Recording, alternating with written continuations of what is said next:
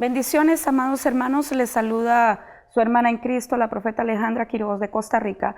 Y es un privilegio que Dios nos da poder compartir con ustedes esta porción de las Escrituras que les estaré comunicando en esta hora. Quisiera que me acompañen al libro de Primera de Samuel, capítulo 6, versículo 1. Dice la Escritura: estuvo el arca de Jehová en la tierra de los filisteos 7 meses. Entonces los filisteos, llamando a los sacerdotes y adivinos, preguntaron: ¿qué haremos del arca de Jehová? Hacednos saber de qué manera la hemos de volver a enviar a su lugar. Ellos dijeron: si enviáis el arca de Dios de Israel, no la enviéis vacía, sino pagadle la expiación. Entonces seréis sanos y conoceréis por qué no se apartó de vosotros su mano. Y ellos dijeron: ¿y qué será la expiación que le pagaremos? Ellos respondieron: conforme al número de los príncipes de los filisteos, 5 tumores de oro y 5 ratones de oro, porque una misma plaga ha afligido a todos vosotros y a vuestros príncipes. Haréis pues figuras de vuestros tumores y de vuestros ratones, que destruyen la tierra, y daréis gloria al Dios de Israel. Quizás aliviará su mano de sobre vosotros, y de sobre vuestros dioses, y de sobre vuestra tierra. ¿Por qué endurecéis vuestro corazón como los egipcios y Faraón endurecieron su corazón? Después que los había tratado así, no los dejaron ir y se fueron. Haced pues ahora un carro nuevo, y tomad luego 2 vacas que críen, a las cuales no haya sido puesto yugo, y uncid las vacas al carro, y haced volver sus becerros de detrás de ellas a casa. Tomaréis luego el arca de Jehová y la pondréis sobre el carro, y las joyas de oro que le habéis de pagar en ofrenda por la culpa, las pondréis en una caja al lado de ella, y la dejaréis que se vaya. Y observaréis si sube por el camino de su tierra Bet-Semes. Él nos ha hecho este mal tan grande, y si no, sabremos que no es su mano la que nos ha herido, sino que esto ocurrió por accidente. He querido tomar esta escritura para compartir con ustedes algo que yo considero una de las cosas más tremendas que Dios pudo haberme mostrado, revelado a mi vida. Y tiene que ver con el surgimiento, levantamiento del tabernáculo de David. Estamos entendidos que en estos tiempos el Señor ha hablado que viene la restauración, que tiene que ser restaurado el tabernáculo de David, para que el resto de los hombres busque al Señor. En la otra porción paralela dice la Escritura que el tabernáculo de David iba a ser restaurado para que el pueblo de Dios posea las naciones y el resto de Edom. Sabe, tabernáculo de David tiene que ver con adoración, pero no cualquier tipo de adoración. Tiene que ver con adoración que se levantará no solo en 4 paredes. Tabernáculo de David no es solo adoración 24 horas, no es solo danza, no es solo júbilo. Por eso he querido compartir con ustedes esta porción de la palabra de Dios. Para que hubiese tabernáculo de David, yo tengo que revisar un poco la historia antes de. Recordemos que el tabernáculo de Moisés había tenido su final en los tiempos del sacerdote Elí. Hasta ese tiempo, el modelo de adoración del tabernáculo de Moisés había estado establecido. El día que el arca del pacto es llevada cautiva por los filisteos, el modelo de tabernáculo de Moisés se terminó. Entonces veo cómo Dios empieza a trabajar, a hacer algo sorprendente. Parece ser, según los filisteos, probablemente ellos en su mente creían que habían secuestrado al Dios de Israel. Pero yo quiero darle qué es lo que yo pienso, cuál es mi pensamiento.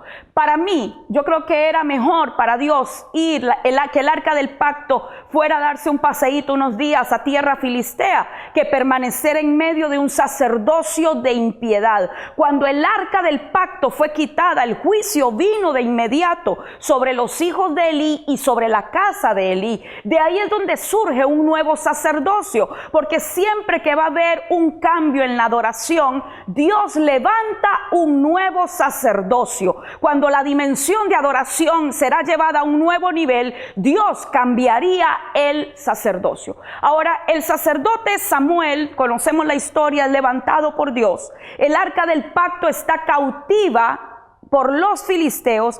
El rey Saúl nunca se interesó en hacer retornar el arca del pacto, traerla a Jerusalén. Cuando los sacerdotes filisteos devuelven el arca del pacto, sucede algo sorprendente. Ellos piden 2 vacas que críen, porque se entiende y se conoce que las vacas recién paridas son más violentas que un toro. Ellos tenían que saber que ciertamente era por causa de Dios que la nación había sido herida. Entonces ellos colocan el arca del pacto sobre un carro nuevo, con 2 vacas recién paridas que van por el camino de Bet-Semes. Dice la escritura que encerraron los becerros, o sea, los bebés de esas vacas fueron encerrados en casa. Las vacas iban bramando. Yo casi que podría decir que esas vacas, ese bramido, era como el llanto, porque entiendo esto. Cuando Dios levanta a alguien para llevar el arca de su presencia a la posición donde Dios la quiere tener, para esa persona quizás que sea ilustrada a través de estas vacas, para esa persona no será fácil. Tendrá que dejar muchas cosas, tendrá que abandonarse a sí mismo, tendrá que morir y renunciar muchas veces hasta lo que más ama. Esas vacas retornaron el arca del pacto a las fronteras de la nación de Israel. Cuando ellas llegan a ese lugar, los hombres de Bet-Semes destapan el arca del pacto y mueren 50,070. Esos 50,070 perecen por haber tocado el arca del pacto. Entonces los de Bet-Semes dicen: no queremos el arca del pacto acá, y la envían para otra ciudad que se llamaba Kiriat Jearim. En Kiriat Jearim, el arca del pacto llega a la casa de un hombre llamado Abinadab. Ellos consagran el arca del pacto, a uno de los hijos de Abinadab, llamado Eliezer, para que él cuide el arca del pacto. Según mis cálculos, porque pasaron aproximadamente 20 años de que Samuel fue juez, más los días de Saúl, más los días donde David viene a reinar en Jerusalén, y resulta ser más o menos una época o un tiempo de 72 años que estuvo el arca del pacto en la casa de Abinadab. Quiero recapitular esto. El arca del pacto estuvo 7 meses en el territorio filisteo y provocó desastres en el campo del enemigo. El arca del pacto estuvo 72 años en la casa de Abinadab y provocó absolutamente nada, porque en la casa de Abinadab, aunque se sabe que Abinadab y la casa, todos sus hijos eran de la línea levítica, no pasa nada. Pero es sorprendente cuando el rey David es levantado por Dios para que empiece a venir en David una inquietud de hacer retornar el arca de nuevo a Jerusalén.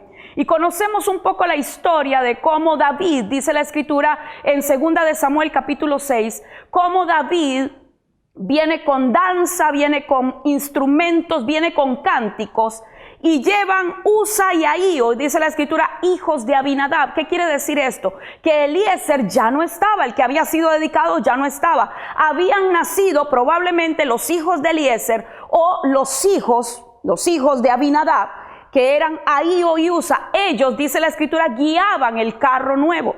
Y dice la escritura que los bueyes tropezaban y que el arca se iba a caer. Usa metió la mano y en ese momento Usa cae muerto. Ahora siempre me hice esta pregunta. Me hice la pregunta: ¿cómo es que un hombre que vivió todos los años con el arca del pacto, de repente cae muerto cuando la toca? Porque si bien los levitas estaban para el oficio de todo esto, ¿cómo es posible que Usa, al tocar el arca del pacto, caiga muerto? Y pude entender algo cuando el Señor me mostró esto. Me dijo: es que el error no fue solo de Usa, el error fue de David, porque David hizo un carro nuevo. Eso era permitido a los filisteos, pero no a aquellos que transportaban mi presencia, me dijo el Señor, dentro de mi territorio. ¿Qué te quiero decir con esto? Que la presencia de Dios, la gloria de Dios, no puede ser llevada conforme al sistema, conforme a la norma humana. Tiene que ser llevada conforme al diseño del cielo. Se requerían los hombros del sacerdocio levita para poder transportar el arca del pacto. Ahora, en la segunda oportunidad, cuando David ve esto, hace que el arca del pacto sea llevada a la casa de Obed-Edom, y me sorprendió algo, porque Obed-Edom, dice la escritura, que mientras el arca del pacto estuvo ahí, que fueron tan solo 3 meses, Dios bendijo a Obed-Edom en todo. Yo lo podría entender mucho mejor si Obed-Edom hubiese sido del pacto, si hubiese sido un israelita, pero estudiando la raíz de la ciudad donde vivía Obed-Edom, me doy cuenta que Obed-Edom era un filisteo. Y no solo filisteo, sino que había nacido en la misma ciudad de Goliat. Imagínate, amado hermano, lo que es Aún incircunciso, el arca del pacto le trajo bendición en 3 meses. Y a la gente levita, donde el arca del pacto estuvo 72 años, no le produjo ninguna bendición. Y puedo entender esto. Y es que lo que Dios está bendiciendo y lo que Dios está buscando ahora son gente como Obed-edom. El nombre Obed significa adorador. Y entiendo por el Espíritu esto. La casa de Abinadab no pudo ser bendecida. Ellos tenían el ritual, pero no tenían la verdadera adoración. Yo no sé si podemos ver un poquito más profundo esto. ¿Cómo te sentirías tú sabiendo que teniendo el arca del pacto en tu casa corre riesgo tu vida? Porque se habían muerto muchos tan solo tocándola. Obed-edom arriesgó su vida y pude recibir esto en mi espíritu. Dios bendecirá a aquellos que están dispuestos a que el Señor venga para matarles todo lo que tiene que morir dentro de nosotros. El verdadero adorador es aquel que permite que la presencia de Dios empiece a matarle todo aquello que a Dios no le agrada. Abrimos la puerta para que Él lo haga. Cuando David se da cuenta que Dios había bendecido a Obed-edom, hace transportar el arca del pacto a Jerusalén.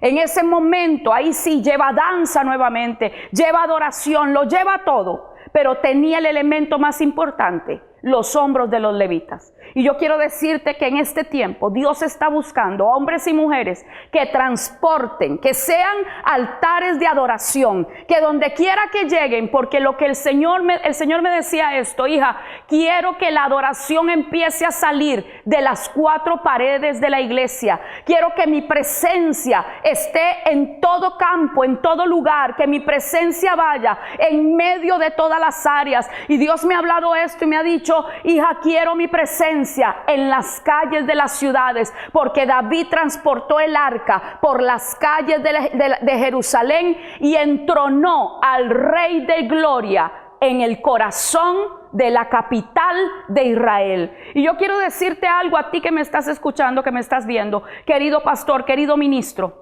Dios te está invitando a que seas como David, que este 12-12-12, tú, con toda la casa ministerial que tú diriges, donde quiera que te encuentres, puedas ser parte de aquellos que Dios va a usar para levantar altares de adoración, no solamente en las congregaciones, no, en los estadios, en los lugares, en las plazas, en lugares abiertos, que la iglesia se reúna para que levantemos el altar de adoración al Dios viviente y veamos el cumplimiento de lo que dice el libro de los Hechos capítulo 15, que en los postreros tiempos sería restaurado el tabernáculo de David para que el resto de los hombres conozca al Señor y todos los gentiles sobre los cuales es invocado su nombre. Creo que después de este altar vendrá una ola de salvación, se despertará una gran cosecha en nuestras naciones. Así que te invito a formar parte